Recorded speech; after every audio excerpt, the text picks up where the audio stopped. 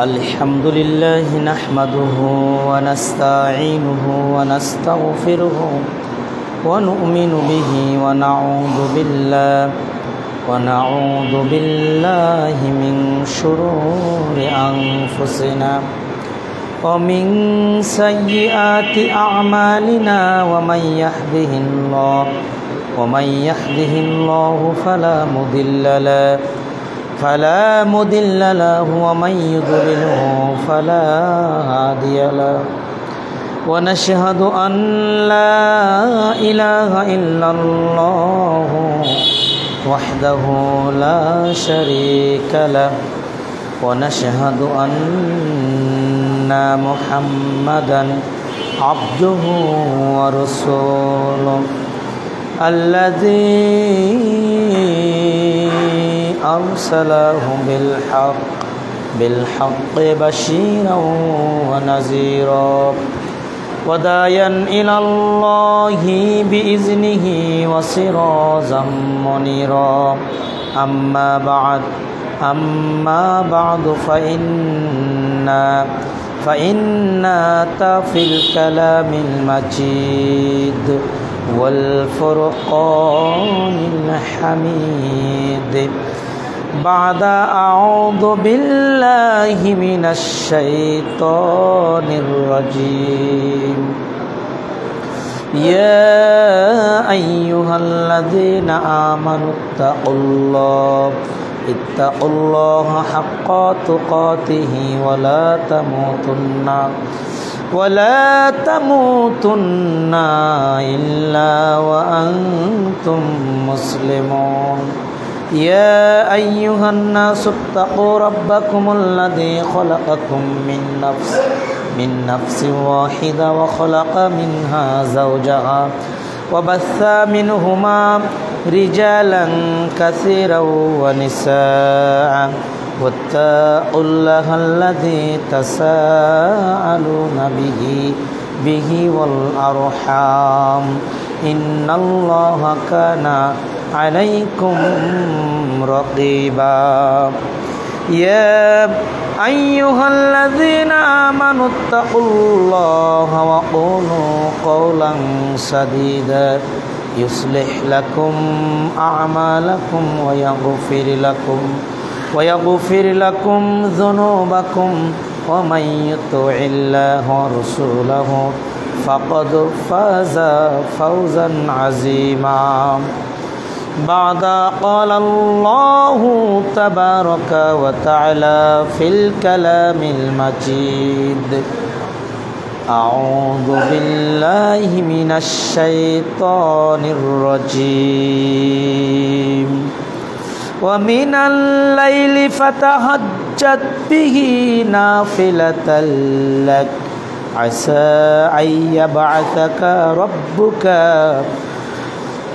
ربك مقاما محمودا أخلت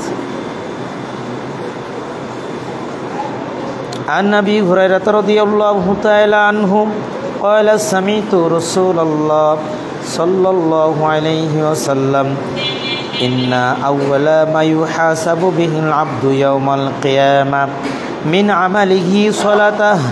من عمله صلاته فإن صلحت فقد أفلح وانجح وإن فسدت فقد خاب وخسر فإن انتقص من فريضته شيء قال ربه تبارك وتعالى انظر هل لعبد من تطوع فيكمل بها ما انتقص من الفريضة ثم يكون سعير عمله على ذلك رواه الترمذي عن أبي هريرة رضي الله تعالى عنه قال رسول الله صلى الله عليه وسلم ثلاثة لا يرد دعاهم الذاكر الله كثيرا ودعوة المظلوم والإمام المقسط رواه البيهقي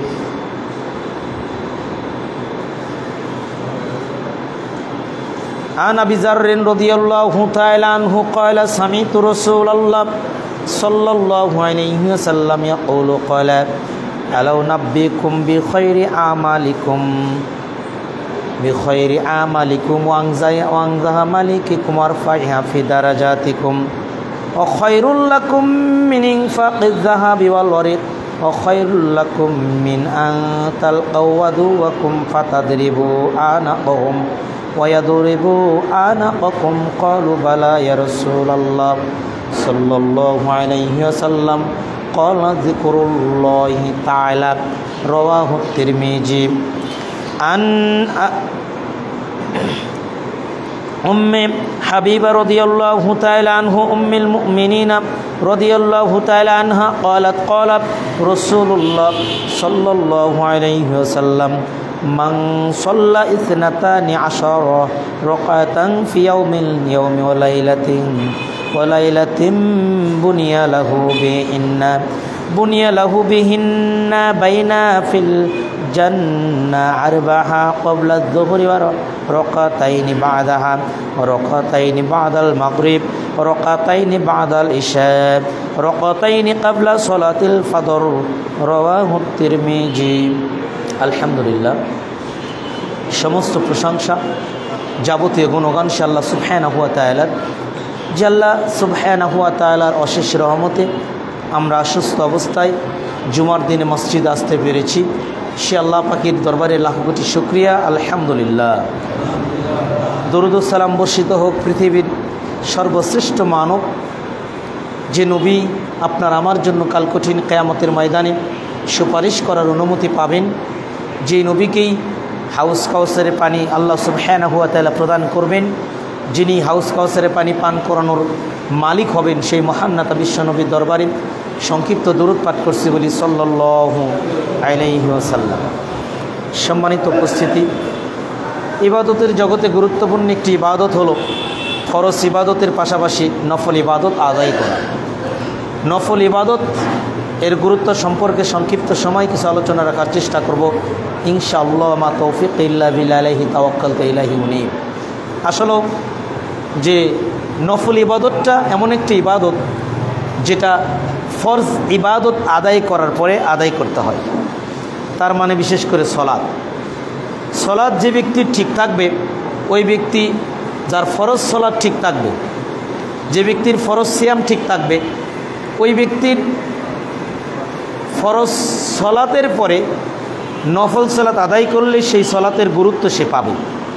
যে ব্যক্তি রমজান মাসে ফরজ সিয়াম পালন করার পরে সারাটা বছর নফল সিয়াম পালন করবে ওই ব্যক্তি নফল সিয়ামের গুরুত্ব এবং ফজিলত পাবে এবং আল্লাহ সুবহানাহু ওয়া তাআলা তাকে মর্যাদা দান করবেন। আল্লাহ সুবহানাহু ওয়া তাআলা নফল ইবাদত সম্পর্কে আল্লাহ নবীকে জানিয়ে দিয়েছিলেন সূরা বানী ইসরাঈল 17 নম্বর সূরা 79 নম্বর আয়াত, আউযু বিল্লাহি মিনাশ শাইতানির রাজিম ওয়া মিনাল লাইলি ফাতাহাজ্জাদ বিহি নাফিলাতান লাক আসা আন ইয়াবআসাকা রাব্বুকা মাকামাম মাহমুদা। হে নবী, আপনি অতিরিক্ত হিসেবে রাত্রি জাগরণ করুন, তার মানে তাহাজ্জুদের সালাত আপনি আদায় করুন। নবী করিম সাল্লাল্লাহু আলাইহি ওয়াসাল্লাম বলাকে কেন্দ্র করে পৃথিবীর সব মানুষকে আল্লাহ সুবহানাহু ওয়া তাআলা নফল ইবাদতের ক্ষেত্রে গুরুত্ব আরোপ করিয়েছেন। আরও বলা হয়েছে অন্য জায়গায়, তাতাজাফা জুনুবুহুম আনিল মাদাজি'i ইয়াদউনা রাব্বাহুম খাওফাও ওয়া তামাআ ওয়া মিম্মা রাযাকনাহুম ইউনফিকুন। তারা শয্যা ত্যাগ করে এবং আকাঙ্ক্ষা এবং আশঙ্কার সাথে তাদের প্রতিপালককে ডাকে। তাদের আকাঙ্ক্ষা থাকে যে আল্লাহ সুবহানাহু ওয়া তাআলা তাকে জাহান্নামের আগুন থেকে হেফাজত করবেন। তাদের আকাঙ্ক্ষা থাকে আল্লাহ সুবহানাহু ওয়া তাআলা তাদের গুনাহগুলোকে ক্ষমা করে দিবেন। কারা? যারা রাত্রি বিছানা ত্যাগ করে রাত্রিতে সলাত আদায় করে, যারা তাহাজ্জুদের সলাত আদায় করে, যারা নফল সলাত আদায় করে, তাদের আকাঙ্ক্ষা সহ করে এবং তারা তার প্রভুকে ডাকে এবং তাদেরকে যে রুজি দান করা হয়েছে ওয়া মিম্মা রাযাকনাহুম ইউনফিকুন, এবং তাদেরকে যে রিজিক দেওয়া হয়েছে, তাদেরকে যে অর্থ দেওয়া হয়েছে, এই অর্থ থেকে এই রিজিক থেকে তারা আল্লাহর পথে ব্যয় করে। তার মানে বোঝা যাচ্ছে যে ব্যয়টাও নফল ইবাদত রয়েছে। ফরজ জাকাতের পরে নফল সদাকা রয়েছে, যার কোনো নির্ধারিত কোনো হিসাব লাগে না। নফল সদাকা একজন রিক্সাওয়ালাও দিতে পারবে, দিবে, একজন গরিব মানুষও দিবে, ধনী মানুষও দান করবে। আল্লাহ সুবহানাহু ওয়া তাআলা এই আয়াতগুলো থেকে বোঝা যাচ্ছে যে আল্লাহর নবী সাল্লাল্লাহু আলাইহি সাল্লামকে নফল সালাতের প্রতি উদ্বুদ্ধ করে তামাম পৃথিবীর মানুষকে আল্লাহ সুবহানাহু ওয়া তাআলা নফল সালাত আদায় করার ব্যাপারে গুরুত্ব আরোপ করেছেন। কিন্তু আমরা ফরজ সালাতটা হয়তো আদায় করি, তবে নফলের ব্যাপারে আমরা খুবই উদাসীন। নফলের ব্যাপারে আমরা খুবই উদাসীন, অথচ কিয়ামতের ময়দানে আপনার নফলটাকে কিভাবে গুরুত্ব আরোপ করেছেন রাসূলুল্লাহ সাল্লাল্লাহু আলাইহি ওয়াসাল্লাম। তিরমিজির 413 নম্বর হাদিস এবং নাসাইর 465 নম্বর, সহিহ তারগিব ওয়া তারহিবের 540 নম্বর, আবু দাউদের 864 এবং 866, মিশকাতে রয়েছে 1330 নম্বর। আবু হুরায়রা রাদিয়াল্লাহু তাআলা আনহু বলছেন যে আল্লাহ রাসূল সাল্লাল্লাহু আলাইহি ওয়াসাল্লামের কাছ থেকে শুনেছি, আল্লাহ নবী বলছেন, ইন্না আউওয়ালা মা ইউহাসাবু বিল আবদু ইয়াওমাল কিয়ামা মিন আমালিহি সালাতাহু। নিশ্চয়ই কিয়ামতের দিন বান্দার সর্বপ্রথম বিচার হবে সালাতের। এটা আমরা সবাই জানি, এই অংশটুকু আমরা জানি, কিন্তু এই অংশটুকু আমরা কিন্তু মানি না। আমরা জানি বটে কিন্তু মানি না। সালাতের ক্ষেত্রেও আমাদের দুর্বলতা, সালাতের ক্ষেত্রেও আমাদের উদাসীনতা, সালাতের ক্ষেত্রেও আমাদের গাফলতি, সালাতের ক্ষেত্রেও আমাদের অনেক অনেক অলসতা রয়েছে। আল্লাহর নবী সাল্লাল্লাহু আলাইহি সাল্লাম বললেন যে ইন্না আউওয়ালা মা ইউহাসাবু বিহিল আবদু ইয়াওমাল কিয়ামা মিন আমালিহি সালাতাহু। নিশ্চয়ই কিয়ামতের দিন বান্দার সর্বপ্রথম যে আমলের বিচার হবে সেটা হলো সালাত। এরপর আল্লাহর নবী সাল্লাল্লাহু আলাইহি সাল্লাম বললেন যে ফাইন সলুহাত ফাকাদ আফলাহা ওয়ানজাহা। যে ব্যক্তির সালাত ঠিক থাকবে সে ব্যক্তি সফলতা লাভ করবে এবং সে মুক্তি পাবে। তার মানে সালাতের ব্যাপারে যদি সে মুক্তি পেয়ে যায়, অন্য কোনো আমল আল্লাহ দেখবে না। দেখেন, সালাতের বিচারে যদি আপনি মাপ পেয়ে যান, অন্য কোনো আমল আল্লাহ আপনার দেখবে না। কারণটা কি জানেন? যার সালাত কবুল হবে তার সিয়াম কবুল হবে, যার সালাত কবুল হবে তার দান কবুল হবে, যার সালাত কবুল হবে তার জাকাত কবুল হবে, যার সালাত কবুল হবে তার হজ কবুল হবে, যার সালাত কবুল হবে ওই ব্যক্তি কোনো গরিবের সেবা করলে, কোনো ইতিমখানায় দান করলে, কোনো মসজিদে দান করলে এটা তার কবুল হবে। কিন্তু সালাত যদি তার কবুল না হয়, তার জিন্দেগির কোনো আমল আল্লাহর দরবারে কবুল হবে না। এজন্য আল্লাহ নবী সাল্লাল্লাহু আলাইহি সাল্লাম বললেন যে সালাতের ব্যাপারে যে যদি সে মুক্তি পায়, তাহলে সে তার অন্য কোনো আমলে আর আল্লাহ তাকে ধরবেন না। তাকে সিয়ামের ব্যাপারে ধরবেন না, তাকে জাকাতের ব্যাপারে ধরবেন না, তাকে হজের ব্যাপারে ধরবেন না, আল্লাহ তাকে জান্নাতে ঢুকিয়ে দেবে। বলেন সুবহানাল্লাহ। এরপর আল্লাহ নবী সাল্লাল্লাহু আলাইহি ওয়াসাল্লাম খুবই গুরুত্বপূর্ণ একটা কথা এখানে আরোপ করেছেন যে আল্লাহ নবী সাল্লাল্লাহু আলাইহি ওয়াসাল্লাম বললেন যে ওয়াইন ফাসাদাত ফাকাদ খাবা ওয়া খাসিরা ফাইন তাকাসা মিন ফরিদাতিহি শাইউন ক্বালা রাব্বু তাবারাকা ওয়া তাআলা। আর বলা হচ্ছে যদি সে ফরজ সালাতের ব্যাপারে তার ঘাটতি থেকে যায়, সে তো ক্ষতিগ্রস্ত হয়ে যাবে। তবে আল্লাহ সুবহানাহু ওয়া তাআলা এবার ফেরেশতাদেরকে বলবে, উনজুর হাল্লি আবদি মিন তাতাওয়ি। হে আমার ফেরেশতারা, তোমরা এই ব্যক্তির জীবনের এই বিশাল দফতর ভলিউম, শুধু একটা কিতাব নয়। আপনি ভাবছেন যে আমার ডায়েরিটা হবে ছোট্ট একটা, তা নয়। আপনার চোখ যত দূর যাবে, এত দূর একটা দফতরে যদি পেজ হয়, পৃষ্ঠা হয়, আপনার চোখের নজর দুনিয়া থেকে একদম আসমানের চাঁদ পর্যন্ত দেখতে পারে, কোটি কোটি মাইল দূরে, লক্ষ লক্ষ মাইল দূরে। তার মানে আপনাকে যেটা পড়তে দেওয়া হবে যে তুমি এটা পড়ো। আল্লাহ সুবহানাহু ওয়া তাআলা ফেরেশতাকে বলবেন যে উনজুর হাল আবদি মিন তাতাওয়ি।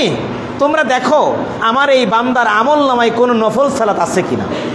ফরজ সালাতে ঘাটতি, 40 বছর পরে শেষে হজ করে এসে ফরজ সালাত আদায় করেছে, কিন্তু ওই ফরজ সালাতে তার নেকির পাল্লায় কাজ হচ্ছে না। ফরজ সালাত আদায় করেছে, হয়নি আদায়। আল্লাহ সুবহানাহু ওয়া তাআলা তাকে বলবেন, ফেরেশতাদেরকে বলবেন যে উনজুর হাল লিআবদি মিন তাতাউইন ফায়ুকাম্মালু বিহা মান তাকাসা মিনাল ফরিদাতি সুম্মা ইয়াকুনু সাইরু আমালিহি আলা যালিক। আল্লাহ নবী সাল্লাল্লাহু আলাইহি ওয়াসাল্লাম বললেন, আল্লাহ সুবহানাহু ওয়া তাআলা ফেরেশতাকে বলবে যে হে ফেরেশতারা, তার জীবনের ডায়েরি হাতাও, তার জীবনের ডায়েরিতে দেখো তার কোনো নফল সালাত আছে কিনা, সে ফরজ কম আদায় করেছে কিন্তু সে নফল পড়েছে কিনা, সে রাত জেগেছে কিনা, সে জহরের আগে আসরের পর মানে আগে পরে, ফজরের আগে, তাহাজ্জুদের সালাত, মাগরিবের আজানের পরে, এই যে নফল সালাতগুলো সে আদায় করেছে কিনা।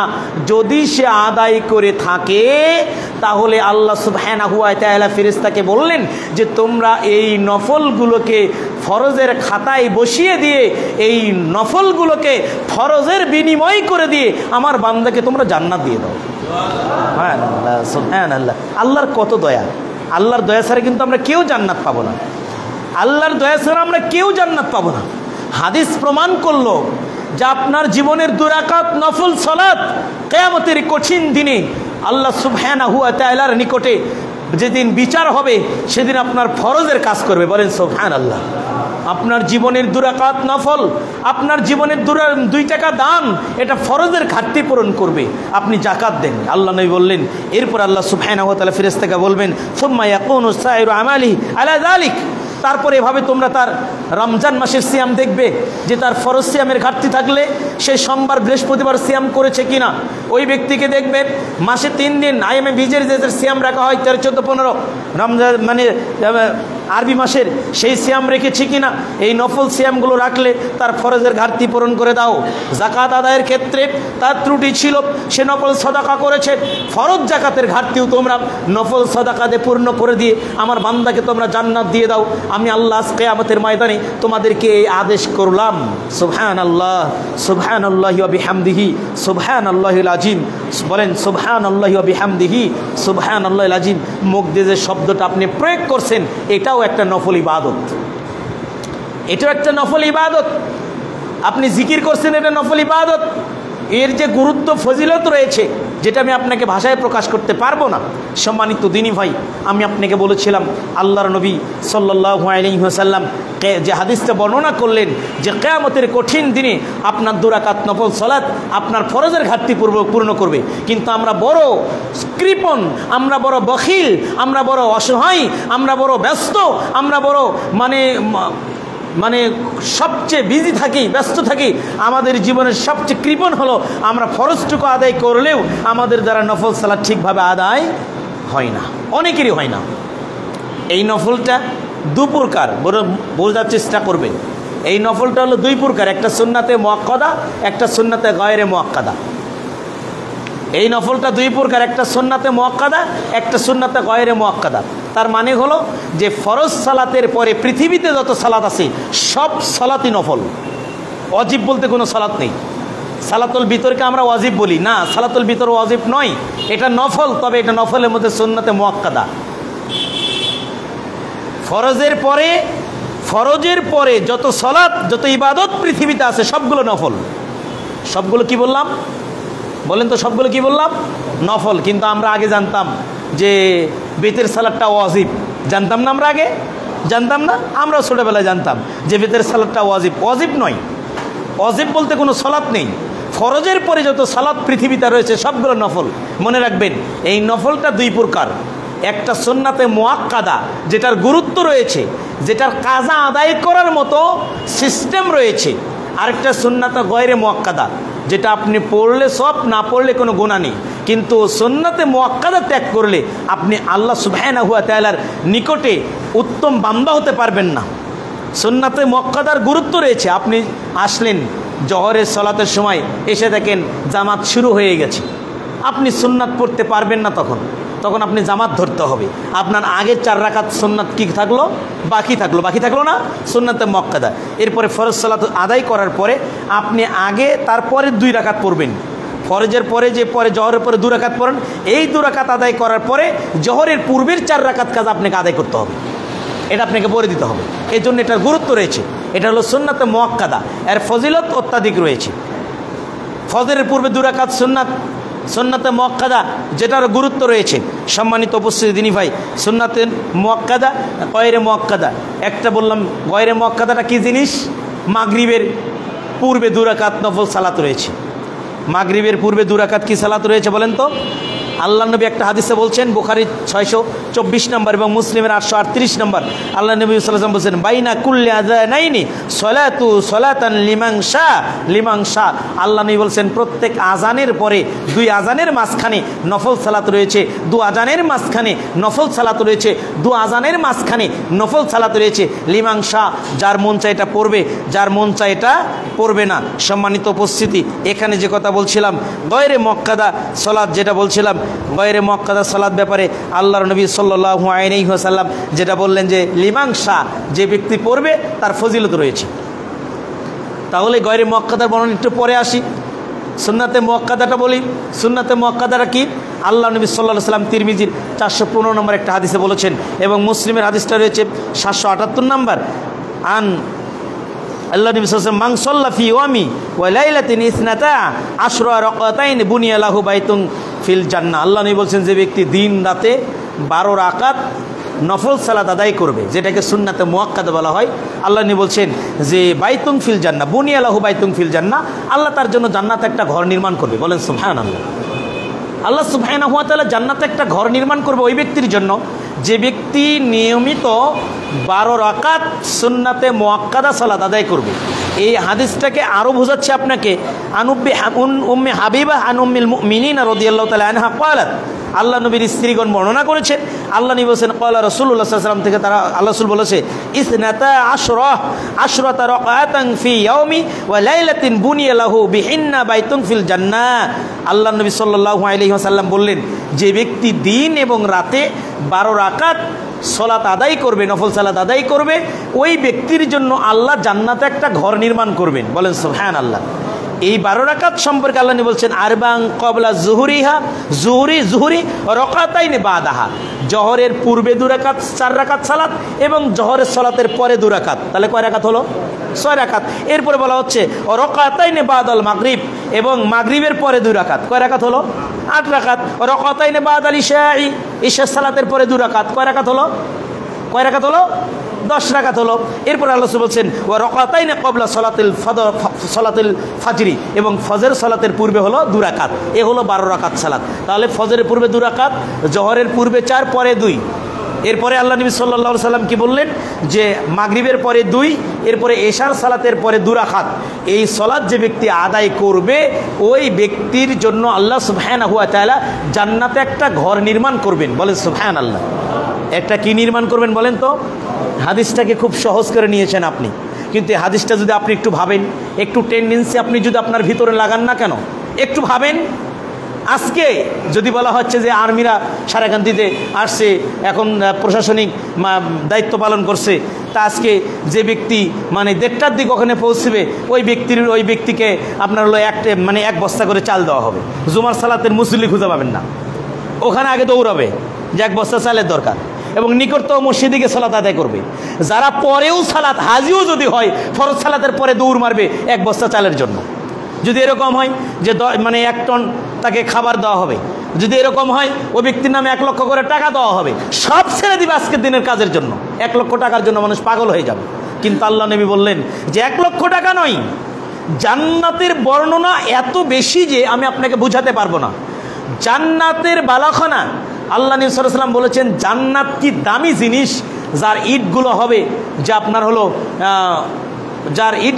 স্বর্ণের তৈরি, যার সিমেন্টগুলো হবে মৃগনাভির কস্তির মতো সবচেয়ে দামি জিনিস দিয়ে, হীরা দিয়ে ঘরগুলো বানানো হবে। তোরা জুহুরুহা, যার বর্ণনা একটু পরে আসছে, তোরা জুহুরুহা এত স্বচ্ছ এত দামি পদার্থ দিয়ে জান্নাত বের হবে। আর একটা বালাখানা মানে আমি আপনাকে বোঝাতে পারবো না। বাংলাদেশের পৃথিবীতে একটা বাড়ি নির্মাণ করতে গেলে আপনার নিচের ভিট দিতে আপনার অর্থ ফুরে যায়।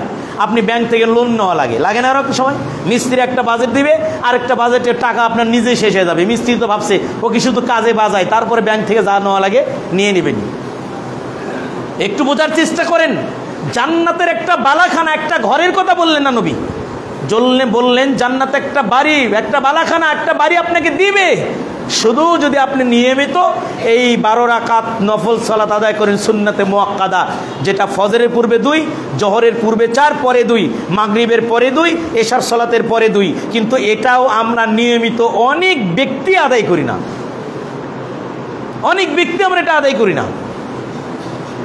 অনেক ব্যক্তি আমরা এটা আদায় থেকে দূরে থাকি। আল্লাহ নবী সাল্লাল্লাহু আলাইহি সাল্লাম বললেন, ওই ব্যক্তির জন্য আল্লাহ জান্নাতটা ঘর নির্মাণ করবে। ইস, জান্নাতের ঘরটা কত দামি, জান্নাতের ঘরটা কত দামি। সেদিন আপনি বুঝবেন। আল্লাহ নবী বলছেন জান্নাতের যে মাটিগুলো, জান্নাতের যে মাটিগুলো, আরেকটা হাদিস যেটা বলছে বুখারীর, সব শেষে যে ব্যক্তিকে আল্লাহ সুবহানাহু ওয়া তাআলা জান্নাত দিবেন কিয়ামতের ময়দানে, ওই ব্যক্তিকে এত বড় জান্নাত দিবে যে পুরো পৃথিবীর সমান 10টা পৃথিবীর মতো জায়গা আল্লাহকে একাই দান করবেন। আল্লাহর দয়া এত বেশি, আপনি বুঝেননি। সামান্য 3 শতক জায়গা নিয়ে ভাইয়ের সঙ্গে মারামারি করে ভাইয়ের নামে মামলা করেন, আমরা করি না এরকম? ভাইয়ের মাথা ফেটে দিই, আসেন এরকম? ভাতিজাকে বাড়ি থেকে বের করে দিই, এরকম নাই? চাচাকে বাড়ি থেকে বের করে দিই, মামাকে বাড়ি থেকে বের করে দিই, বোনকে বাড়ি থেকে বের করে দিই। কিন্তু নবী বলেছেন যে ব্যক্তিকে সব শেষে কিয়ামতের ময়দানে জান্নাত দেওয়া হবে, পৃথিবীর সমান 10টা পৃথিবীর মতো জায়গা আল্লাহকে একাই দান করবেন। সুবহানাল্লাহ, সুবহানাল্লাহ। মাউদিউ সাউতিন ফিল জান্নাহ খায়রুম মিনাদ দুনিয়া মা ফিহা। বুখারী মুসলিম মিশকাতের 6013 নম্বর হাদিস। আল্লাহ নবী বললেন যে জান্নাতে সব যে মাটিগুলো হবে, যে মাটি এক টুকরা চাবুক রাখার সমতুল্য জায়গার দাম এত বেশি যে খায়রুম মিনাদ দুনিয়া মা ফিহা, পৃথিবী এবং পৃথিবীর মধ্যে যা আছে সব কিছু বিক্রি করলেও জান্নাতের এক টুকরা চাবুকের সমতুল্য দাম হবে না। কত দামি মাটি দিয়ে, কত দামি জায়গা আপনার জন্য আল্লাহ জান্নাতে রেখে দিয়েছে, বলেন সুবহানাল্লাহ। তাহলে বিনিময় কি পাচ্ছেন? আপনি যদি 12 রাকাত সুন্নাতে মুআক্কাদা আদায় করেন, তাহলে আল্লাহ নবী বললেন যে আল্লাহ সুবহানাহু ওয়া তাআলা আপনার জন্য জান্নাতে একটা ঘর নির্মাণ করবেন, বলেন সুবহানাল্লাহ। তাহলে আমরা ইচ্ছা করলেই কিন্তু এটা করতে পারি। আপনি আজকে থেকে নিয়ত করেন, আমি কোনোদিন এই 12 রাকাত নফল সালাত ছাড়বো না, আমি কোনোদিন 12 রাকাত এই নফল সালাত সুন্নাতে মুআক্কাদা কোনোদিন ছাড়বো না। আপনি নিয়ত করেন, আপনি নিয়ত করেন যে আমি কোনোদিন ছাড়বো না। আল্লাহ সুবহানাহু ওয়া তাআলা আপনাকে কবুল করুক, আমরা বলি আল্লাহুম্মা আমিন। তবে এখানে আরেকটা কথা, আল্লাহ নবী সাল্লাল্লাহু আলাইহি ওয়াসাল্লাম জোহরের পরে আমরা 2 রাকাত সালাত আদায় করি, কিন্তু একটা গুরুত্বপূর্ণ হাদিস যেখানে আল্লাহ নবী সাল্লাল্লাহু আলাইহি ওয়াসাল্লাম বলেছেন যে ইয়াকুলু মান হাফাজা আলা 4 রাকাতিন ক্বাবলা যুহরি ওয়া 4 বাদাহা হারামাল্লাহু আলান নার। তবে যে ব্যক্তি জোহরের পূর্বে 4 রাকাত সুন্নাত আদায় করলো এবং পরেও যদি 4 রাকাত আদায় করে, ওই ব্যক্তির জন্য আল্লাহ জাহান্নামের আগুনকে হারাম করে দিবেন। সুবহানাল্লাহ। তার মানে কোনোদিন জাহান্নামে যাবে না। এই জন্য জোহরের পরেও 4 রাকাত আদায় করা যায়, তবে 2 রাকাত করে করে সালাত আদায় করাটা উত্তম। আপনার আমার কথা কি বুঝতে পারছেন?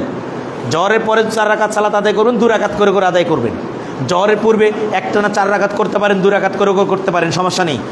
তাহলে আপনাকে বলছি যে নফল সালাতটা 2 রাকাত করেও আদায় করা যায়, একটানা 4ও করা যায়, 2 রাকাত করেও আদায় করা যায়। এটা না আমাদের মানে ইখতিলাফের কোনো কারণ নেই। তাহলে আপনাকে বলছি জোহরের পূর্বে পরে হলো 2 রাকাত সুন্নাতে মুআক্কাদা, যার ফজিলত জান্নাতে ঘর। আর ওর সঙ্গে যদি কোনো ব্যক্তি জোহরের পরে 2 রাকাত সালাত আরও যোগ করে আদায় করে, আল্লাহ নবী বলেছেন এটা হলো সুন্নাতে গায়রে মুআক্কাদা, তাহলে ওই ব্যক্তির জন্য আল্লাহ জাহান্নামের আগুনকে হারাম করে দিবেন, বলেন সুবহানাল্লাহ। ওই ব্যক্তির জন্য আল্লাহ জাহান্নামের আগুনকে কি করে দিবেন? হারাম করে দিবেন। এরপরে আমরা আসি, আমাদের সমাজে সবচেয়ে বড় একটা সমস্যা হলো ফজরের 2 রাকাত সুন্নাত সালাত আদায় নেই। আমাদের দেশে শতকরা 90% মসজিদে, আমরা তখন শহরে থাকি, বিভিন্ন মসজিদে যখন সফরে যখন থাকি, বিভিন্ন মসজিদে যখন যাই, দেখি যে ফজরের সালাতের জামাত 1 রাকাত শেষ। এরপরেও যদি কোনো মুসল্লি মসজিদে ঢোকে, আগে ফজরের পূর্বের 2 রাকাত সুন্নাত আদায় করে এরপরে জামাত ধরে। তার কারণ তারা হাদিসের প্রথম অংশ পড়েছে কিন্তু শেষের অংশ পড়েনি। যেমন একটি হাদিস, যে হাদিসটা আপনি আবু দাউদের 1267 নম্বর, ইবনু মাজার 1154 নম্বর, আহমদে মুসনাদ আহমদের 23760 নম্বর হাদিস। মুসআব ইবনু ইব্রাহিম রহমতুল্লাহ কাইস ইবনু আমর রাদিয়াল্লাহু তাআলা থেকে বর্ণনা করেছেন, তিনি বলেন নবী করিম সাল্লাল্লাহু আলাইহি ওয়াসাল্লাম এক লোককে দেখলেন যে তিনি ফজরের পরে সালাত আদায় করতেছেন। আল্লাহ নবী দেখলেন এক ব্যক্তিকে, এক সাহাবীকে, যে ফজরের সালাতের পরে সালাত আদায় করছেন। তখন আল্লাহ নবী তাকে বললেন, এই তুমি কি জানো না ফজরের ফরজের পরে আর কোনো সালাত নেই? এতটুকু অংশ অনুবাদ করে আমাদেরকে অনুবাদ শেখানো হয়েছে। এই হাদিস থেকে আপনাকে বোঝানো হচ্ছে আল্লাহ নবী নিষেধ করেছে ফজরের ফরজের পরে আর কোনো সুন্নাত নাই, এজন্য ওটা ফজরের জামাত শুরু হলেও ওটা আপনাকে আগেই আদায় করে নিতে হবে। কিন্তু ওই সাহাবী ব্যক্তি যে আল্লাহ নবীকে একথা বলেছিলেন এই হাদিসের শেষে যে হে আল্লাহর নবী, আমি ফরজের পূর্বে 2 রাকাত আদায় করতে পারিনি, এটা আমি আদায় করছি, তখন আল্লাহ নবী চুপ থাকলেন, তখন আর কিছু বললেন না। তার মানে আল্লাহ নবী তাকে মৌন সম্মতি জ্ঞাপন করলেন। এটাও হাদিস। এতটুকু অংশ আমাদের মসজিদে ইমামগুলো আমাদের সমাজে প্রচার করে না, এই জন্য তারা বলে যে ফজরের ফরজ শেষ হয়ে গেলেও আগে সুন্নাত পড়ো, এরপরে ফরজ পড়ো। অথচ হাদিসের ভিতরে বুখারী মুসলিমের যে হাদিসটা আপনাকে বলছি, আল্লাহ নবী সাল্লাল্লাহু আলাইহি ওয়াসাল্লাম বলেছেন যে যখন তোমাদের মুসলিমের 160 নম্বর হাদিস আল্লাহ নবী বলেছেন, মিশকাতের 1058 নম্বর হাদিস আল্লাহ নবী বলেছেন ইজা উকিমাতিস সালাতু ফালা সালাতু ইল্লাল মাকতুবা, যখন সালাতের ইকামত হয় ফরজ সালাতের, তখন ফরজ সালাত ব্যতীত পৃথিবীর সব সালাত তোমার জন্য পড়া হারাম। আল্লাহ নবী হারাম করে দিয়েছেন। হাদিস মুসলিমের 170 নম্বর, মিশকাতের 1058 নম্বর, আপনি সার্চ দেন এখনই পেয়ে যাবেন। আল্লাহ নবী বলেছেন তুমি সুন্নাত পড়তেছো পড়ো, কিন্তু তোমার কানে যখন ইকামতের বাণী চলে যাবে তোমার সুন্নাত ছেড়ে দিয়ে তোমাকে ফরজ ধরতে হবে। তোমার এই সুন্নাত পড়া তখন তোমার জন্য হারাম। তুমি ফজরের সুন্নাত পড়ো, এটা ঠিক আছে, যেহেতু ফজরের সুন্নাতের ফজিলত রয়েছে। আল্লাহ নবী বলেছেন যে রাকাতুল ফাজরি খায়রুম মিনাদ দুনিয়া মা ফিহা, ফজরের 2 রাকাত ফজর সুন্নাতের এত ফজিলত যে পৃথিবী এবং পৃথিবীর মধ্যে যা আছে সব বিক্রি করলেও ফজরের 2 রাকাত সুন্নত সালাতের ফজিলত সমতুল্য হবে না। সুবহানাল্লাহ। তবে সেটা ফরজ সালাতকে ডিঙ্গিয়ে আদায় করা যাবে না। ফরজ চলছে একদিকে আর আপনি নফল সালাত আদায় করবেন। আল্লাহ নবী ডাইরেক্ট হারাম করে দিয়েছেন যে পৃথিবীর মানুষ তোমাদের জন্য ফরজ সালাত যখন এর ইকামত হবে তখন ফরজ ব্যতীত অন্য সালাত তোমাদের জন্য হারাম। হ্যাঁ, আপনার জুলুম, আপনি 2 জন লোককে আপনি সফরে আসছেন, আপনার এক জায়গায় নৌকা ধরতে হবে, গাড়ি ধরতে হবে, ট্রেন ধরতে হবে, আপনি মসজিদের ওয়াক্ত শুরু হয়ে গেছে, আপনি 2 রাকাত ফরজ সালাত আদায় করা শুরু করে দিয়েছেন, আপনি ইকামত দিয়ে সালাত শুরু করছেন। এখন এদিকে মুয়াজ্জিন সাহেব জামাতের ইকামত দিচ্ছে, তখন আপনি কি করবেন? তখন ওটা আপনি ছাড়তে পারবেন না, কারণ ওটা আপনি ফরজ পড়ছেন। আমার কথা কি বুঝতে পারছেন আপনারা? ফরজ যদি পড়তে থাকেন তাহলে পড়বেন, কিন্তু সুন্নাত যদি আপনি পড়তে থাকেন, ইকামতের বাণী আপনার কানে গেলে আপনার এই সুন্নাত ছেড়ে দেওয়াটা আপনার জন্য মানে বাধ্যতামূলক। তবে হ্যাঁ, আপনি শেষ বৈঠকে আছেন, আত্তায়াতু শেষ, দরুদ ইব্রাহিম শেষ, মাসুরা শেষ, অর্ধেক পড়ছেন, এখন ইকামত হচ্ছে, তখন আপনি কি করবেন? তখন আপনি নিশ্চিত জানেন যে আর হাফ মিনিটের মধ্যে আপনার মানে মাসুরা শেষ, আমি সালাম ফিরার পরে আমি ফরজের সূরা ফাতিহা ধরতে পারবো, পুরো রাকাতই ধরতে পারবো। তখন আপনি মাসুরা শেষ করে সালাম ফিরে আপনি জামাত ধরবেন। আমার কথা কি বুঝতে পারছেন? কিন্তু আপনার যদি এরকম থাকে, আমি কেবল আছি রুকুতে, আমি কিভাবে তাড়াহুড়া করে পড়বো, তখন আপনি সলাৎ ছেড়ে দেন, ছেড়ে দিয়ে আপনি ফরজ ধরতে হবে। তার কারণ ফরজ ব্যতীত অন্য কোনো সলাৎ চলবে না। কিন্তু এটা আমাদের মসজিদে ভুল হয়, এটা আমাদের ইমামগণ ভুল করেন, এটা মুফতি সাহেবগণ ভুল করেন। পৃথিবীর যত বড় মুফতি হোক না কেন, এই ফতোয়া যদি দেয়, সে ডাইরেক্ট আল্লাহ নবী সাল্লাল্লাহু আলাইহি সাল্লামের হাদিসকে অপমান করবে। আল্লাহ নবী ডাইরেক্ট স্পষ্ট হাদিসে বলেছেন যে ইজা উকিমাতিস সালাতু ফালা সালাতু ইল্লাল মাকতুবা, সালাতের ইকামত হয়ে গেলে ফরজ ব্যতীত সব ধরনের নামাজ তোমাদের জন্য নিষিদ্ধ করে দেওয়া হলো, হারাম করে দেওয়া হলো। এই হাদিসটা আমরা মানতে নারাজ, মুফতি সাহেব মানতে নারাজ, ইমাম সাহেব মানতে নারাজ। কত মসজিদে ফজরের ফরজ চলা অবস্থায় তারা নতুন করে সে সুন্নাতের নিয়ত বাঁধে, তাদেরকে বোঝানো হয় না, তাদেরকে শেখানো হয় না। তার মানে তাদেরকে জানানো হয় যে হাদিসের চাইতে ফিকহের মর্যাদা বেশি। বলেন নাউজুবিল্লাহ। তারা ইমাম আবু হানিফার নামে মূল ভুল ব্যাখ্যা আমাদেরকে দেয়, অথচ ইমাম আবু হানিফা বলেছেন ইজা সাহাল হাদিস ফাহুয়া মাযহাবি, যেটাই সহিহ হাদিস সেটাই আমার মাযহাব, যেটাই সহিহ হাদিস সেটাই আমার মাযহাব। এটা ইমাম আবু হানিফা বলেছেন। আপনি ইমাম আবু হানিফার ফিকহুল আকবার গ্রন্থটা পড়বেন, দেখেন খন্দকার আব্দুল্লাহ জাহাঙ্গীর রহিমাহুল্লাহ, তিনি বিমান দিয়ে সৌদি আরব থেকে বই নিয়ে এসেছেন, পিএইচডি করেছেন। তিনি অল্প বয়সেই রোড অ্যাক্সিডেন্টে মারা গেলেন, যার বাড়ি কুষ্টিয়াতে। তিনি আসন্না ফাউন্ডেশন করেছেন। তিনি এক ইমাম আবু হানিফার জীবনী লিখেছেন, অনুবাদ করেছেন আল ফিকহুল আকবার। তিনি পড়লে অরিজিনাল জিনিসগুলো জানতে পারবেন। কিন্তু আমাদের সমাজে যে ইমাম আবু হানিফার জীবনী জানেই না, যে ইমাম আবু হানিফার জীবনী জীবনেও পড়েনি, ওই ব্যক্তি মসজিদের মেম্বরে ইমাম আবু হানিফার নামে মিথ্যা কথা বলে। ইমাম আবু হানিফাকে চিনেই না, সে কত সালে জন্মগ্রহণ করেছে সেটাও জানে না। ইমাম আবু হানিফার সময় তার ছাত্ররা তার মাসালাতে ভুল ধরেছিল, সেটাও সেই ইমাম জানে না, কিন্তু আমাদের সমাজে চলছে। আমরা অন্ধভক্ত যে শরীয়তের ক্ষেত্রে আমরা খুব গাফেল, কিন্তু দুনিয়ার ক্ষেত্রে আমরা গাফেল না। আপনাকে যদি 500 টাকার নোট 5 টাকার নোট যদি ছিঁড়ে টাকা দেওয়া হয়, আমি যদি বলি ভাই আমি ইমাম মানুষ, এই 500 টাকা নেন না, হুজুর ইমাম টিমাম বুঝি না, আমি টাকা চলবি না, এটা পাল্টে দেন। তার কারণ বাইতুল মুকাররমের ইমাম যদি আপনাকে 10 টাকা করে ছিঁড়ে টাকা দেয়, আপনি নেবেন না। আপনি দুনিয়ার ক্ষেত্রে সজাগ, কিন্তু ইমাম যখন আপনার শরীয়তের ভিতরে বিষ ঢুকাইয়া দিয়ে শরীয়তকে পরিবর্তন করে আপনাকে দিচ্ছে, তখন আপনি ভাবছেন এত বড় ইমাম, এটা নেওয়া যাবে। অথচ দুনিয়ার টাকা অচল হলে আপনি ফেলে দিলে আবার পাবেন, কিন্তু কিয়ামতের ময়দানে ভুল আমল করে আপনি মুক্তি পাবেন না। অথচ কিয়ামতের ময়দানে যেটা প্রয়োজন সেই আমলটাকে সহি করেন, সেই আমলটাকে শুদ্ধ করেন। আল্লাহ আপনাকে ইবাদত করুক, আমরা বলি আল্লাহুম্মা আমিন। আল্লাহ আপনাকে সেই আমলগুলো পালন করার তৌফিক দান করুক, আমরা বলি আল্লাহুম্মা আমিন। এর জন্য একটা বই পাওয়া যায় সলাতের ক্ষেত্রে, সলাত সহ নফল সলাত সহ মাসলা মাসাইল মানে অনেক ধরেছে, যেই বইটা সৌদি আরবের প্রথম স্থান গত জুমায় বলেছিলাম সালাতুর রাসূল বই, এই বইটা বাংলাতে লেখা, এই বইটা আপনার জন্য বাড়িতে রাখা জরুরি। এখন 150 টাকা দাম নিচ্ছে বইয়ের পৃষ্ঠা, মানে কাগজের দাম বেড়ে যাওয়ার জন্য আগে 100 টাকা করে বিক্রি হচ্ছিল, খুব একটা দামি একটা বই। এই বইটা আপনার বাড়িতে থাকা জরুরি। এই বই থেকে আপনি সলাতকে শিখবেন। সম্মানিত দিনী ভাই, আপনাকে বলছিলাম সুন্নাতে মুআক্কাদা, তাহলে এটা কাজা হলে আদায় করবেন। সুন্নাতে গয়রে মুআক্কাদা, কাজা হলে আদায় করার কোনো প্রয়োজন নেই। সুন্নাতে গয়রে মুআক্কাদা, আল্লাহ নবী সাল্লাল্লাহু আলাইহি ওয়াসাল্লাম বললেন, মুসলিমের 234 নম্বর হাদিস, সুন্নাতে গয়রে মুআক্কাদা কি? যেটা তাগীদ নেই কিন্তু পড়লে সব রয়েছে। দেখেন উকবা বিন আমির রাদিয়াল্লাহু তাআলা বলছেন, তিনি বলেন আল্লাহ রাসূল বলছেন, মা মিন মুসলিমিন ইয়াতাওয়াদ্দা ফায়ুহসিনু উদুআহু সুম্মা ইয়াকুমু ফায়ুসাল্লি রাকাতাইনি মুকবিলু ইলাইহিমা বিকলবিহি ওয়াজহিহি ইল্লা ওয়াজাবাত লাহুল জান্নাহ। আল্লাহ নবী বললেন, যে ব্যক্তি সুন্দর করে ওযু করলো, ওযু করার পরে যে কোনো সময়, হারাম সময় ব্যতীত, রাতে দিনে মাঠে ঘাটে মসজিদে বাড়িতে যে কোনো সময়, যে ব্যক্তি সুন্দর করে ওযু করার পরে 2 রাকাত সালাত আদায় করলো, কিন্তু শর্ত দিল কি? যে মুকবিলু ইলাইহিমা বিকলবিহি ওয়াজহিহি, তার চেহারা তার অন্তর সালাতের দিকে আবিষ্ট থাকলো, অন্তর থেকে 2 রাকাত সালাত আদায় করে যে ব্যক্তি করবে, ইল্লা ওয়াজাবাত লাহুল জান্নাহ, ওই ব্যক্তির জন্য এই সালাতের কারণে আল্লাহ তার জন্য জান্নাতকে ওয়াজিব করে দিবেন। এই সালাতের কারণে আল্লাহ তার জন্য জান্নাত কি করে দিবেন? ওয়াজিব করে দিবেন। সুন্নাতে গয়রে মুআক্কাদা, এটা আপনি পড়লে তো জান্নাত ওয়াজিব হয়ে যাবে যদি সুন্দর করে পড়েন। এরকম আরেকটা হাদিস বুখারীর 1934 নম্বর, ওসমান বিন আফফান রাদিয়াল্লাহু তাআলা তিনি বর্ণনা করেছেন, আল্লাহর নবী, আমরা বলি সাল্লাল্লাহু আলাইহি ওয়াসাল্লাম, এভাবে আল্লাহ নবী সাল্লাল্লাহু আলাইহি ওয়াসাল্লাম বলেছেন যে ব্যক্তি মান তাওয়াদ্দাউ উদুহি হাযা সুম্মা ইউসাল্লি রাকাতাইনি লা ইউহাদ্দিসু নাফসাহু ফীহিমা বিশাইইন ইল্লা গুফিরা লাহু মা তাকদ্দামা মিন যামবি। ওসমান বিন আফফান বললেন, তিনি ওযু করে দেখিয়ে দিচ্ছেন, আল্লাহর নবী উসমানকে ওযু করে দেখিয়ে দিচ্ছেন, উসমান এভাবে ওযু করবে। ওযু করার সময় কি করবে?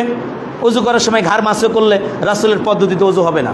ওযু করার সময় আকাশের দিকে তাকিয়ে ওযু করার পরে বলবেন, আশহাদু আল্লা ইলাহা ইল্লাল্লাহু ওয়াহদাহু লা শারীকা লাহু ওয়া আশহাদু আন্না মুহাম্মাদান আবদুহু ওয়া রাসূলুহু। এই ওযু করে আপনি সওয়াব পাবেন না। অথচ নবী বলেছেন, যে ব্যক্তি ওযু করার পরে শুধু এতটুকু দোয়া যেদিকে স্বাভাবিকভাবে বলবে, আশহাদু আল্লা ইলাহা ইল্লাল্লাহু ওয়াহদাহু লা শারীকা লাহু ওয়া আশহাদু আন্না মুহাম্মাদান আবদুহু ওয়া রাসূলুহু ইল্লা ফুতিহাত লাহু আবওয়াবুল জান্নাতি সামানিয়া, ওই ব্যক্তির জন্য জান্নাতের 8টা দরজা আমার আল্লাহ খুলে দিবেন। ওযু করার পরে জান্নাতের 8টা দরজা আমার আল্লাহ খুলে দিবেন। কিন্তু ওযু করার সময় ঘাড় মাসও করলে এই ওযুর ক্ষেত্রে বিদআত হয়ে যাবে। আল্লাহ রাসূল ঘাড় মাসও করেনি, অতিরিক্ত দেওয়া হয়েছে, এটা করা যাবে না। ওযু করার পরে ঘাড় মাসও করা যাবে, মাথা মাসও করার পরে ঘাড় মাসও করা যাবে না, আকাশের দিক তাকিয়ে দোয়া করা যাবে না। স্বাভাবিকভাবে দোয়া করেন। ওযুর শুরুতে শুধু বিসমিল্লাহ বলবেন। কি বলবেন বলেন তো? শুধু বিসমিল্লাহ, বিসমিল্লাহির রহমানির রহিম বলা যাবে না। নবী বলেছেন, লা সালাতা লিমান লা উযু লাহু ওয়া লা উযু লিমান লাম ইয়াজকুর ইসমাল্লাহু তাআলা আলাই। যে ব্যক্তি, ওই ব্যক্তির সালাত নাই, যার ওযু নাই, ওই ব্যক্তির ওযু হবে না। যে ব্যক্তি ওযুর শুরুতে বিসমিল্লাহ বলবে না, মুফতিগিরি করা যাবে না। ওযুর শুরুতে কোনো দোয়া নেই, শুধু বিসমিল্লাহ বলতে হবে। আমার কথা কি বুঝতে পারছেন? ওযুর শুরুতে যে দোয়াগুলো মসজিদের ওযুখানায় লেখা থাকে, সেই দোয়াগুলো সব জাল, সব মানে ভেজাল দোয়াগুলো লেখা থাকে। ওযুর শুরুতে সির্ফ বিসমিল্লাহ বলবেন, বিসমিল্লাহ বলে ওযু করবেন, সুন্দর করে ওযু করবেন। ওযুর অঙ্গগুলো সুন্দর করে ধৌত করবেন। জুলুম দেখাবেন না ওযু করার সময়, ব্যস্ততা দেখাবেন না। কারণ ওযুতে যদি ত্রুটি হয়, আপনার পানি যদি সঠিক জায়গায় না পৌঁছে, তাহলে আপনার ওযুটা বাতিল। ওযু বাতিল হলে আপনার সালাত বাতিল। আল্লাহ নবী উসমানকে ওযু শিক্ষা দিচ্ছেন। উসমান বলছেন, আল্লাহ নবী সাল্লাল্লাহু আলাইহি ওয়াসাল্লাম একবার নবীর ওযু করলেন, আল্লাহ নবী বলছেন, উসমান আমি যেভাবে অজু করেছি এভাবে যে ব্যক্তি সুন্দর করে অজু করবে, এরপরে 2 রাকাত সালাত আদায় করবে, তবে সালাতের ক্ষেত্রে তার মনটা থাকবে সালাতের দিকে, তার অন্তরটা থাকবে সালাতের দিকে। গফিরা লাহু মা তাকাদ্দামা মিন যামবি, ওই ব্যক্তির অতীতের জিন্দেগির গুনাহগুলোকে আমার আল্লাহ ক্ষমা করে দেবে। সম্মানিত দিনী ভাই, এটা হলো সুন্নাতে গায়রে মুআক্কাদা। এরপর আল্লাহর নবী সাল্লাল্লাহু আলাইহি ওয়াসাল্লাম আরও বলেছেন, সল্লু রাকাতাইনে ক্বাবলাল মাগরিব, সল্লু রাকাতাইনে ক্বাবলাল মাগরিব, সল্লু রাকাতাইনে ক্বাবলাল মাগরিব লিমান শাআ। হাদিস বুখারী মুসলিম। আল্লাহ বলছেন মাগরিবের আগে আজানের পরে 2 রাকাত সালাত তোমরা পড়ো, মাগরিবের আগে আজানের মানে পরে 2 রাকাত সালাত তোমরা পড়ো। আল্লাহ নবী 3 বার বলার পরে লাস্টে বলেছেন লিমান শাআ, যার মন চায় পড়ো। এ কথা না বললে ওটা বাধ্যতামূলক হয়ে যেত, এ কথা না হলে ওটা বাধ্যতামূলক হয়ে যেত, পড়াই লাগতো আমাদের জন্য, কিন্তু আল্লাহ নবী ছাড় দিয়েছেন। এই জন্য মাগরিবের পূর্বে 2 রাকাত সালাত যারা হজ উমরাতে গেছেন মক্কা মদিনায় পড়া হয়, আমাদের আহলে হাদিসের অনেক মসজিদ আদায় করা হয়। মাগরিবের মানে সালাতের ফরজের পূর্বে 2 রাকাত নফল সালাত আদায় করবেন, কারণ 2 আজানের মাঝখানে, আজান ইকামতকেও আজান বলা হয়, 2 আজানের মাঝখানে আমার আল্লাহ দোয়া কবুল করেন, বলেন সুবহানাল্লাহ। 2 আজানের মাঝখানে আমার আল্লাহ দোয়া কবুল করেন, ওই সময় আমার আল্লাহ দোয়া কবুল করতে পারেন।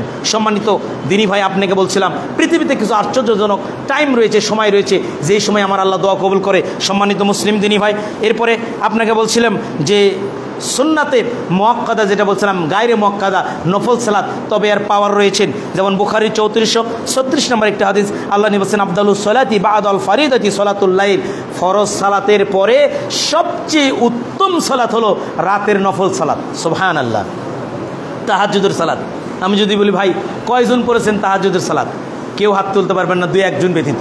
কিন্তু আমি যদি বলি যখন স্টুডেন্ট ছিলেন, যখন ছাত্র ছিলেন, পরীক্ষার রাত্রিতে কয়জনরা মানে শেষ রাত উঠে পড়েছেন, অনেকে হাত তুলবেন যে আমি পড়েছি। তার কারণ দুনিয়াতে পাশ করার জন্য আপনি পড়েছেন, আপনি বিসিএস ক্যাডার হওয়ার জন্য আপনি পড়েছেন, আপনি চাকরি পাওয়ার জন্য আপনি পড়েছেন, দিন রাত আপনি পড়াশোনা করেছেন, দুনিয়া পাওয়ার আশায়। আখিরাতের জন্য কি করেছেন? এখন তো ব্যস্ত সময়টা নাই, চাকরি পেয়েছেন, ব্যবসা করেন, আল্লাহ তো রিজিকের ব্যবস্থা দিয়েছে, এখন তো অন্তত আপনি নফল সালাতটা আদায় করতে পারেন, কিন্তু আপনি করেন না কেন? আপনার ভিতরে অলসতা কেন? আপনার ভিতরে গাফলতি কেন?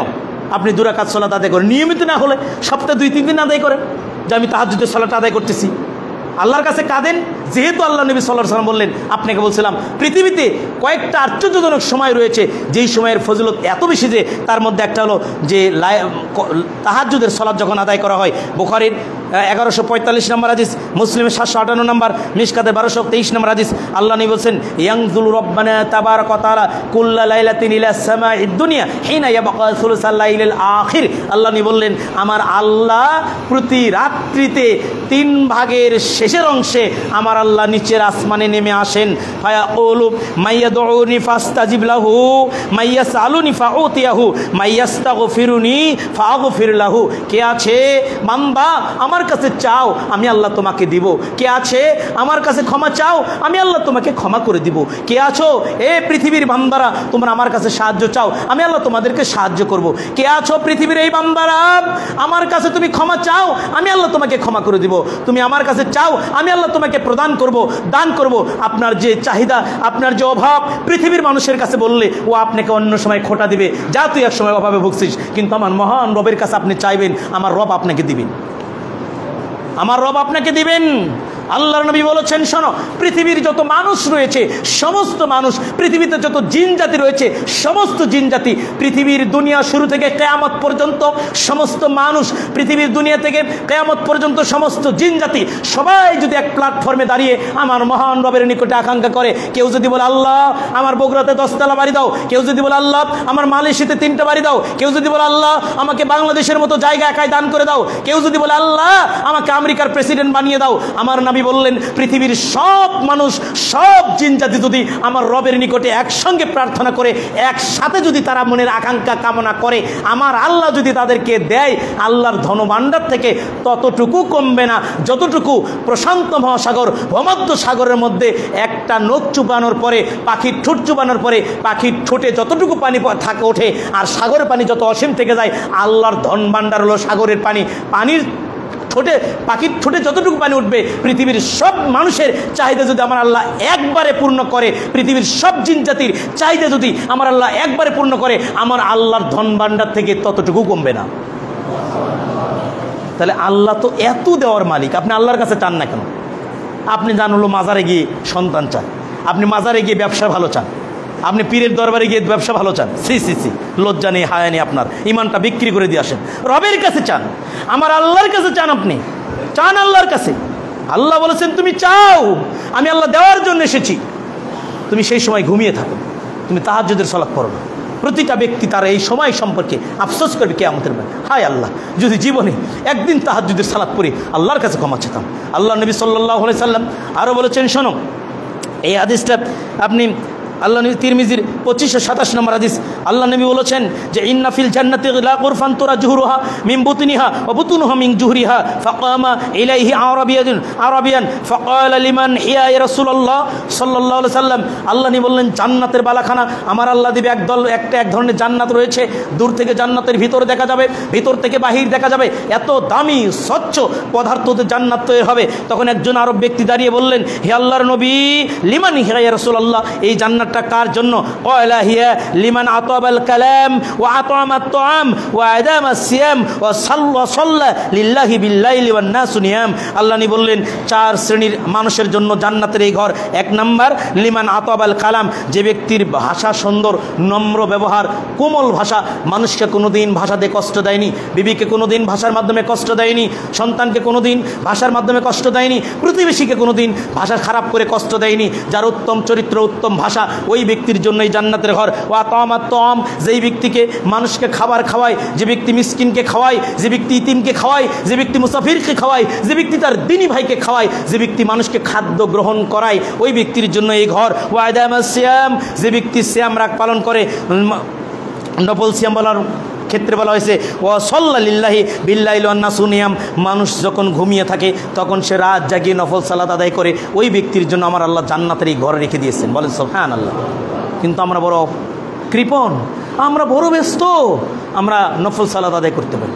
বড় আফসোস লাগে, বড় আফসোস লাগে যে জুমার দিনে করি, অথচ হাদিসটা বলেছিলাম আপনি অপেক্ষা করবেন ওই জায়গায়, তাজ একটু জিকির করেন, সুবহানাল্লাহ, আলহামদুলিল্লাহ, লা ইলাহা ইল্লাল্লাহ, এই জিকির করেন, এটাও নফল সালাত। আপনি যতক্ষণ বসে থাকবেন ততক্ষণ আপনি সালাত আদায় করার সব পাবেন। বলেন সুবহানাল্লাহ। যতক্ষণ বসে থাকবেন ততক্ষণ ফেরেশতা আপনার জন্য দোয়া করবে। বলেন সুবহানাল্লাহ। আর আপনি জিকির করলে আপনার জন্য আলাদা একটা ফজিলত হবে। বাইহাকি শুআবুল ঈমানের 7358 নম্বর হাদিস, নবী বলেছেন সালাতু লা ইয়ারুদু দুআহুম, তিন ব্যক্তির দোয়া আল্লাহ কবুল করে। তারা এই জিকির করার মানে এক শ্রেণী মানুষ হলো যে যারা আল্লাহর নামে জিকির করে, তারা আল্লাহকে স্মরণ করার কারণে আল্লাহর এত প্রিয় হয়ে যায়। অথচ জিকির একটা নফল ইবাদত, যার কোনো বাধ্যবাধকতা নাই, যার কোনো লিমিটেড নাই। সবসময় আপনি সুবহানাল্লাহ, আলহামদুলিল্লাহ, আল্লাহু আকবার, লা ইলাহা ইল্লাল্লাহ এটা মুখ দিয়ে বলছেন। এটা বলার কারণেই আল্লাহ নি বললেন সে আল্লাহর এত প্রিয় হয়ে যায় যে আমার আল্লাহ তাকে এত ভালোবাসেন যে সে মুখ দিয়ে আল্লাহর কাছে যে দোয়াই করবে আল্লাহ সেটাই কবুল করেন। বলেন সুবহানাল্লাহ। তিরমিজির 3777 নম্বর অথবা 777 নম্বর হাদিসে আল্লাহ নবী সাল্লাল্লাহু আলাইহি সাল্লাম বলেছেন যে আলাউ নাব্বিকুম বিখাইরি আমালিকুম ওয়াজকা হিংদা মালিকিকুম ওয়ারফাইহা ফি দারাজাতিকুম ওয়া খায়রুল লাকুম মিন ইনফাকি যাহাব ওয়াল আরিক ওয়া খায়রুল লাকুম মিন আন তালকাউ আদুওয়াকুম ফাতাদরিবু আনাকাহুম। আল্লাহ নবী বলেন, এই শোনো, আমি নবী কি তোমাদেরকে ভালো একটা আমলের কথা বলবো না? যে আমল যদি তোমরা করো তাহলে তুমি যে বলা হচ্ছে যে আলাউ উনাব্বিকুম বিখাইরি আমালিকুম যা ওয়াজকা হিংদা মালিকিকুম, যে আমলটা করলে তুমি আল্লাহর কাছে প্রিয় বান্দা হয়ে যাবে। বলেন সুবহানাল্লাহ। আল্লাহর কাছে দামি বান্দাও হয়ে যাবে। যে আমলটা করলে ওয়ারফাইহা ফি দারাজাতিকুম, তোমার মর্যাদা আল্লাহর কাছে বেড়ে যাবে। বলেন সুবহানাল্লাহ। ওয়া খায়রুল লাকুম মিন ইনফাকি যাহাব ওয়াল আরিক, স্বর্ণের পাহাড়, রূপের পাহাড় দান করলেও যে ফজিলত হয়, তুমি যে আমলটা করলে এইরকম ফজিলতপূর্ণ বান্দা হয়ে যাবে। বলেন সুবহানাল্লাহ। ওয়া খায়রুল লাকুম আন তালকাউ আদুওয়াকুম ফাতাদরিবু আনাকাহুম, যে আমলটা যদি করো জিহাদের ময়দানে গিয়ে যারা আহত হয়, মানুষকে মারে, নিজেও মার খেয়ে ফিরে আসে, এইরকম আল্লাহর কাছে দামি বান্দা হবে। বলেন সুবহানাল্লাহ। ক্বালু বালা ইয়া রাসূলুল্লাহ, হে আল্লাহর নবী আমলটা কি? আল্লাহ নি বললেন ক্বালা যিকরুল্লাহি তাআলা, এটা হলো দিন রাত যখন তুমি সময় পাবে তখনই তোমার মুখ দিয়ে আল্লাহর জিকির বের হয়ে যাবে। বলেন সুবহানাল্লাহ, আলহামদুলিল্লাহ, আল্লাহু আকবার, লা ইলাহা ইল্লাল্লাহ। আর আমরা চার দোকানে বসে মানুষের গীবত করি, দোকানদারের কাছে মানুষের গীবত করি, আমরা অন্য কাজ যখন করি শুধু গীবত করি কেন? আপনি তখন সুবহানাল্লাহ বলেন, আলহামদুলিল্লাহ বলেন, আল্লাহু আকবার বলেন, লা ইলাহা ইল্লাল্লাহ বলেন। আল্লাহর কাছে এত প্রিয় বান্দা হয়ে যাবেন আপনি, আপনার মর্যাদা আল্লাহর কাছে বেড়ে যাবে। আপনি দানবীর মতো আল্লাহর কাছে প্রিয় বান্দা হয়ে যাবেন। জিহাদের ময়দানে গিয়ে যারা গাজী হয়ে ফিরে আসে এরকম মর্যাদাবান আপনি হয়ে যাবেন। বলেন সুবহানাল্লাহ। আরে আমি তো হাদিস বলছি, আপনি মানেন না কেন? কিন্তু আপনার শুধু টার্গেট দুনিয়া, টার্গেট আপনার পরকাল নয়। আল্লাহ আপনাকে আমাকে দ্বীনের সঠিক বুঝ দান করুক, আমরা বলি আল্লাহুম্মা আমিন। আল্লাহ আপনাকে আমাকে নফল সালাতগুলো আদায় করার তৌফিক দান করেন। এর জন্য আপনাকে বলছি, ফরজ সালাতের পাশাপাশি যারা জুমাতে পরে আসলেন, কত ভাই পরে আসলেন, আপনারা তো প্রথমের আলোচনাগুলো শোনেননি। আল্লাহ নবী বলেছেন যে কিয়ামতের দিন বান্দার ফরজ সালাত যখন বিচার শুরু হয়ে যাবে, ফরজ সালাতের ঘাটতি থাকলে আমার আল্লাহ ফেরেশতাকে বলবে, ফেরেশতা দেখো ওই ব্যক্তির ডায়েরিতে, ওই ব্যক্তির জীবনের ডায়েরিতে কোনো নফল সালাত আছে কিনা। যদি নফল সালাত থাকে, ফরজের ঘাটতি নফল দিয়ে পূর্ণ করে দিয়ে ওই ব্যক্তিকে জান্নাত দিয়ে দাও। সুবহানাল্লাহ। আমার আল্লাহর এত দয়া। এই জন্য আপনাকে নফল সালাতের আলোচনা করলাম, যদিও বিস্তারিত আলোচনা সংক্ষেপে খুব দ্রুতভাবে অল্প সময়ের মধ্যে আপনাকে বুঝালাম যে আপনি নফল সালাতের জন্য একটু মনোযোগী হন। আপনি ফরজ সালাতের পরে যে সুন্নাত মুআক্কাদা, সুন্নাতে গায়রে মুআক্কাদা, এগুলোর প্রতি আপনি একটু মনোযোগী হন। আল্লাহ আপনাকে রহম করুক, আমরা আল্লাহুম্মা আমিন। আল্লাহ আপনাকে দ্বীনের সঠিক দিন বুঝ দান করুক, আমরা বলি আল্লাহুম্মা আমিন। আল্লাহ তুমি আমাদেরকে নফল সালাত আদায় করার মতো, আল্লাহ তুমি নফল সালাত সঠিকভাবে আদায় করার মতো, আমার মুসল্লিদেরকেও, আমাদের সবাইকে নফল সালাত সঠিকভাবে আদায় করার মতো আমাদের মন মানসিকতা তোমার উপরে তুমি আমার মন মানসিকতা তৈরি করে দাও, আমরা বলি আল্লাহুম্মা আমিন। আল্লাহ তুমি আমাদের প্রতি ব্যস্ততাকে আমাদের হাত থেকে উঠিয়ে নাও। আল্লাহ তোমার পথে সময় দেওয়ার মতো তৌফিক দান করে দাও, আমরা বলি আল্লাহুম্মা আমিন। আল্লাহ তুমি আমাদের সবাইকে সিরাতে মুস্তাকিমে চলার সুযোগ করে দাও, আমরা বলি আল্লাহুম্মা আমিন। আবার আমরা আগামী 17 তারিখ বগুড়া আলতা বনিজা খেলা মাঠে দাওয়াত দিচ্ছি। সেখানে professor doctor Mohammad Asadullah Galib sir আসবে। আপনাদের সবার দাওয়াত ইনশাল্লাহ সঠিক টাইমে যাবেন। আমরা দোয়া করি আমাদের এই সলাত, এই সময়, এই সিয়াম, এই কিয়াম আল্লাহ আমাদের আল্লাহ তার দরবারে কবুল করে নিক, আমরা বলি আল্লাহুম্মা আমিন। আমাদের এই সাদাকা দান, আমরা খুতবার পরে যে সালাতের পরে যে মগটা আপনাদের সামনে যাবে, সবাই অন্তত 10টা টাকা হলেও দান করবেন। কেউ যত বেশি পারেন আপনি দান করবেন। আল্লাহ নি বলছেন যে মান তাসাদ্দাকা বিসাদাকাতিন ইবতিগা ওয়াজহিল্লাহি খুতিমা লাহু বিহা দাখালাল জান্নাহ। যে ব্যক্তি সাদাকা করলো এরপরে মারা গেল, এই ব্যক্তিকে আমার আল্লাহ ডাইরেক্ট জান্নাতে ঢুকিয়ে দিবে। বলেন সুবহানাল্লাহ। আপনার জীবনের শেষ একটা সাদাকা হতে পারে, দান হতে পারে। আজকে জুমার দিন আপনি দান করেন, আল্লাহ আপনাকে রহম করুক, আমরা বলি আল্লাহুম্মা আমিন। আল্লাহ আপনাকে কবুল করুক, আমরা বলি আল্লাহুম্মা আমিন। আপনাদের ছেলেমেয়ে ছাত্র যাদেরকে আপনি দ্বীনের ইলম শিক্ষা দেবেন, আমাদের রামনগর আমাদের মাদ্রাসা রয়েছে, পুরুষ মাদ্রাসা, সেখানে দেন ছেলেকে কোরআনের হাফেজ বানেন, ছেলেকে সঠিক দিন শিক্ষা দান করেন। সেই মাদ্রাসায় আপনারা আসুন, বসুন, আমাদের মাদ্রাসায় আপনাদের ছেলেদেরকে ভর্তি করে দেন। আল্লাহ কবুল করুক সেই মাদ্রাসাকে, আল্লাহ কবুল করুক এই মসজিদকে, আমরা বলি আল্লাহুম্মা আমিন। ওয়া আখিরু দাওয়ানা আলহামদুলিল্লাহি রাব্বিল আলামিন। আলহামদুলিল্লাহ আলহামদুলিল্লাহি কাফা ওয়া সালামুন আলা ইবাদিহিল্লাযীনা ইসতাফা, আম্মা বা'দ। আউযু বিল্লাহি মিনাশ শাইতানির রাজীম। ইন্নাল্লাহা ওয়া মালাইকাতাহু ইউসাল্লুনা আলান নবী ইয়া আইয়ুহাল্লাযীনা আমানু সাল্লু আলাইহি ওয়া সাল্লিমু তাসলিমা। সবাই আমরা দুরূদ ইব্রাহিম পড়ি। আল্লাহুম্মা সাল্লি আলা মুহাম্মাদিন ওয়া আলা আলি মুহাম্মাদিন